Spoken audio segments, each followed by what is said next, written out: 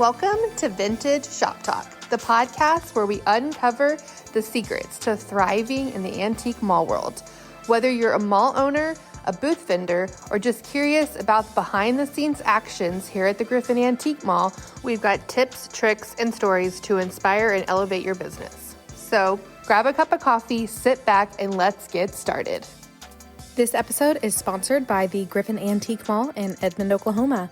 We are open Monday through Saturday, 12 p.m. to 8 p.m., and Sundays, 12 to 5 p.m. You can also always shop us online at thegriffinmall.com. We'd also love if you gave us a follow on social media. We are on all the platforms. And now, let's get to the episode. So today we're going to be diving into some practical tips for our vendors. So if you are a vendor, booth owner, and you're wanting some practical tips on how to set up your booth, he's the guy to talk to. He's really good. So give me 3 tips on how to set your booth up if you're brand new. Okay, so depending on your size, you really need to scale your furniture. So like if you have a smaller booth, for instance, like you want to go vertical. So you're going to, go with narrower furniture. Like we have a vendor who did basically just wall shelves. So you don't have any furniture on the floor because you may have a smaller space and you want to get as many smalls in because smalls is what's going to basically pay the bills. And that's the easiest thing to continually replenish and find. And so I always like to think about your foot traffic, your path of travel. So if you have a larger space, like how do you get people to walk by, intrigue them to come in, but not let them shop from the aisle? And so for me, it's like if you have a wider space where you can put like the back of a bookshelf up against the walkway to kind of force people to want to come in and see what's on the other side of that bookshelf. Make it like a C kind of thing. Yeah. Make it where you kind of walk through. And again, it's like I personally, the way I look at it is I don't ever want to have to step over things to get through the booth. And so keeping it clean and tidy in the sense that, you want to have plenty of stuff, but not so much that either I don't love digging through and moving a whole bunch of items to see the thing that I want to look at. So having things visible, but having enough interest in there where, again, people don't just walk by, glance and say, oh, got it, and keep on going. I don't see anything I like. And so, going vertical, go high, and just fill the space. Fill every inch of the walls that you can, whether that's with, little mirrors, art, hang rugs from the wall to give some like texture and stuff inside there. So my biggest things is figure out your space, go vertical. And my next biggest one is lighting. A well-lit space is like, moth to a flame, so I always, we'll put, especially in corners, if you have a normal kind of booth space in the corners, I always put some sort of lighting. I like to make it interesting. So I'll put, lamps on top of bookshelves or on shelves if you have access with a cord. Some people get the little spotlights on like Amazon and kind of place throughout, or you can do LED light strips. So lighting is huge. And then I would probably say my third tip is, have a mixture of like furniture colors and styles if you're doing furniture. So like you wouldn't want, a lot of times if you do solid patterns, your eye just kind of passes and they look like blocks. Whereas if there's patterns, it kind of goes, it can go with the flow of things. So I like to mix, maybe dark leathers with some lighter woods, or darker woods with lighter tapestry type material covered chairs, or so I like to mix my furniture colors because it kind of creates some interest and it doesn't just look like a brown furniture room, which I love brown furniture, but it can look, in a space as small as a booth, maybe it can kind of just look where it all blends together and nothing stands out. And that's also another key aspect with lighting is, you can also put it underneath furniture, like desk, to kind of give it some light under to show off, like if it has cool legs or something. So yeah, I think lighting is probably the biggest. Yeah, lighting is huge. I've learned that. Yeah. So those are the 3 tips for your physical aspect of your booth. And then how to shop. I am not a vendor. I do not come from the vendor world at all. So hearing you talk to vendors and coaching them, you've said some things that are pretty mind blowing. So I want to go over that. So when you're shopping, what are some key points? And if you don't say it, then I'll say it. Okay. So for me, buy what you like. You know, there's very few things that I can think of that I've bought that wasn't something I would put in my home. So for me, it's always, if you get what you like and you kind of know how, and you're pricing it right and stuff, like it typically is, that's the stuff that's going to move. You know, if you're buying things just because it's trendy, you know, you may get stuck with it, you may not, you know, whatever. But for me, it's always buy what you like. And, you know, the other thing is be consistent in your hunting. You know, that's a big thing for me is, you know, whether that's, oh, I only have 30 minutes or I have several hours, but it's like being consistent with the looking is kind of a big thing for me that, you know, people just, well, I'm just going to go on Saturdays because maybe that's all work allows me to do. And that's great. But, you know, if you can carve out more time, you're going to be more successful, I guess is my thing. When it comes to finding those deals. And then I think the other thing too is, you know, develop relationships with estate sale companies, just people in general, other vendors. You know, maybe they have some stuff in their stores that they just don't have room for and they want to clear it out. Maybe you can get a good deal on there. But my favorite is, you know, to kind of start developing relationships with these estate sale companies, the thrift store owners. You know, if they're independently owned thrift store owners, like chat with them because they may do the estate sale clean out and they may get some of the things that, you know, you would have liked to have gotten, but maybe you weren't able to get to that sale. So, you know, if you kind of have that relationship, they can just text you and say, hey, I'm getting a shipment in. Here's some pictures of the stuff. And then that helps them out because then they're not having to bring it in, sit on it, price it, do all this other stuff. If you can go in there and they know you like rugs. So they just, hey, I got these 2-3 rugs in. Don't bring more rugs in. I have some more in the garage. Oh, and so this is a very relationship based business.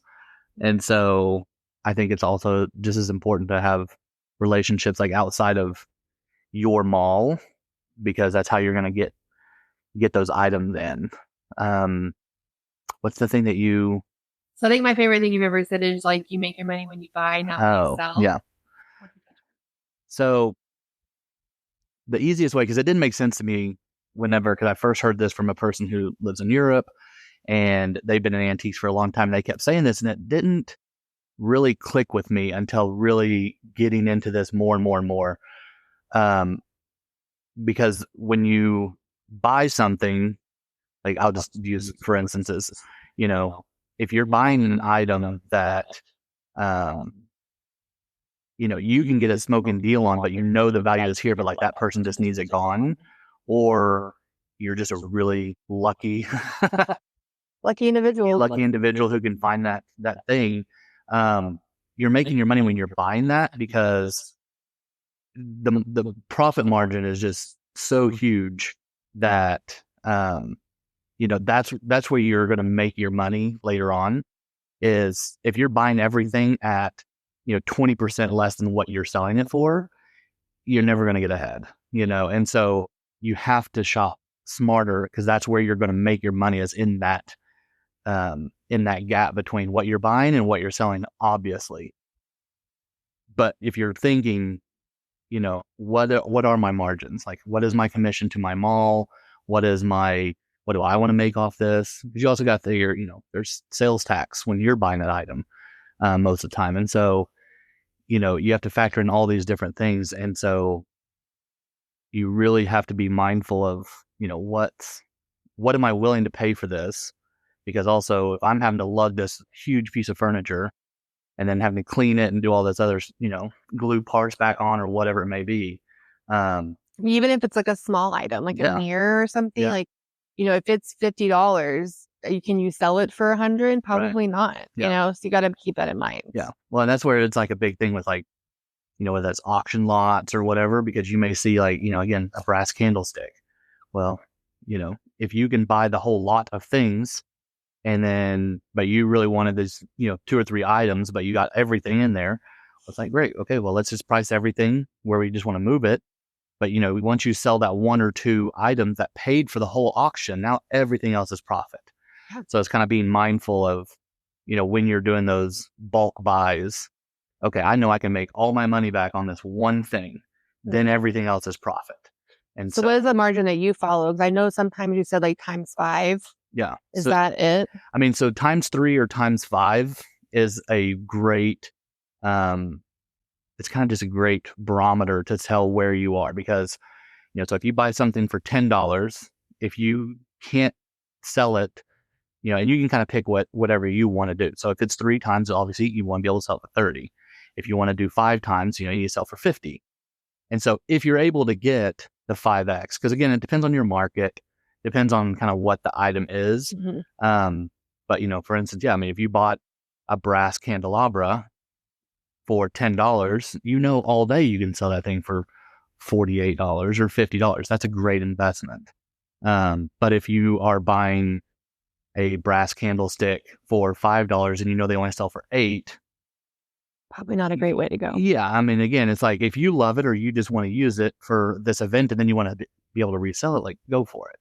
But that's not where you're going to be making your money. And that's where some vendors, I think, they struggle in some of these areas where they're buying almost at retail and then they're wanting to go in and they're wanting other people to cover their,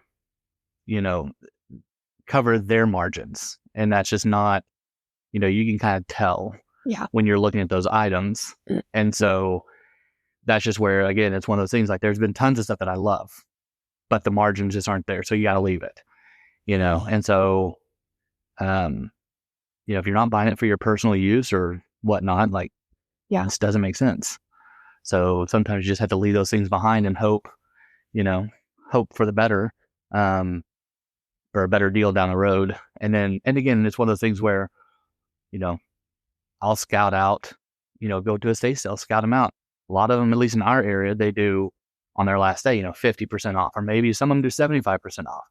And some of them, you can go in there and maybe there's, a set of blue and white dishes and different odds and end pieces. And you're like, hey, look, I'll take them off your hands for this. They just want it gone. Yeah. Because if not, they're going to do this, or it's going to get donated. Or it's just going to go back to the family. And they're like, we don't want it. It's here for sale for a reason. And so, throw in a couple other items that's going to help the company out by you taking these things off their hands. And then they're going to give you a deal by packaging everything together. So sometimes it's better just to not cherry pick all your stuff and say, hey, I'll help you out. You help me. You give me a deal on all these things and I'll take all of it,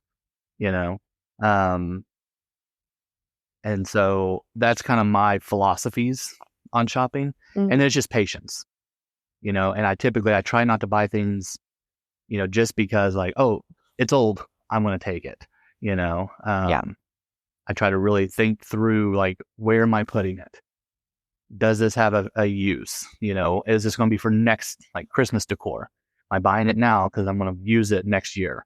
Or, and making sure that you're staying neutral enough that whatever the Christmas trend is, you can maybe go along with that, or it's things that that just repeatedly sell each year. Like brass candlesticks. Yeah. Right now, brass is hot. Yeah.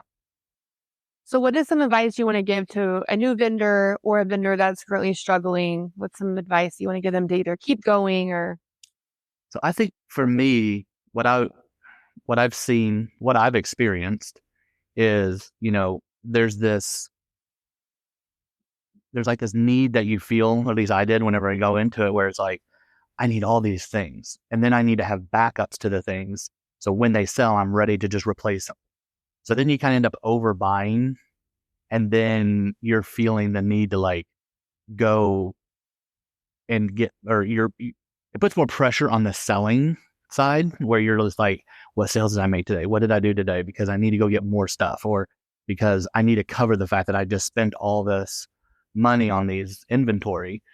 And it's just something that you learn over time, but figuring out what sells for you in your mall, And that's why a lot of vendors have multiple malls, because this town may sell really well with these things and this town doesn't. And that's why I've always said it's good when vendors are in multiple malls, Right. because they can flip their decor and their stuff, and it usually works out better for them. Yeah, and if it's something that they can mentally and physically take on, that's great. I think there's also something that's like, if like, I love English antiques and furnitures and decor, then maybe it's like, I'm going to go all in on a location, which is great to try them out. So, maybe you have 4 booths and then you can kind of fill them out and see, which one sells what I like. Yeah. Instead of, how can I fit into this mall? How can I go to a place that is me? And so I think by really focusing on what it is that you like, what you like to sell, what you like to source, and what's available in your area, because it may be super hard to come across, like here anyway, it's harder and harder to come across like mid-century modern, like good mid-century modern stuff, not just Tupperware and those things, but like nice quality furniture at a price that you could resell at. You can find it typically. There's a few people I know that sell the furniture, but they've gone and sourced it from other places, refinished it or touched it up, and then they're selling it at full retail. And so it's harder and harder to kind of come by locally that kind of stuff. So in your area, you keep saying in your area, and I feel like that is so important when we price stuff. Yeah. We obviously use programs and such like eBay, Google Lens to price items. Yeah. But we also have to take the Oklahoma market into the mind of, is it really going to sell for, $998? Right. Probably not in Oklahoma, you know? Well, and some people come, they either come from other markets, like, if you're coming from California, we are very different than California, and people want different things. And so, I mean, on that pricing topic, I try to really, I'll look at, for instance, if you research it and you're like, okay, there's 11 of them online, here's an average price. But again, we're thinking, okay, well, they're figuring in some sort of shipping. They're figuring in some sort of, their marketing. They also are, with it, let's say it's on First Dibs, they're marketing it to the world. So they have a much larger audience. Mm-hmm. So a lot of times what people do is, especially newer vendors and stuff, they may look at, they'll Google in something. Oh, it's on eBay for $100. Yeah, it's on eBay for $100, but that's, there's 100 million people on eBay. So if you're not going to be on eBay, then you have just your market, and your market is a lot smaller than eBay. And so, then you got to figure out, what would someone pay for this? And so maybe it's, well, you can only sell in your area for $40. And so kind of taking those things into account, and don't just looking it up and say, no, I'm going to use this, but use some judgment and discernment on. And that goes back to when you buy it. Right. So if you can't sell it for 40, then don't buy it, you know? And so a lot of that too, it's, then it's figuring out, okay, well, do I market at something or a price point where I want to get this out of it, or do I want to move it? Yeah. So sometimes you can kind of take a little bit less if you're just like, I just want to move this item. Yeah. There's so many little tips and tricks you got to learn when you're a vendor. Yeah.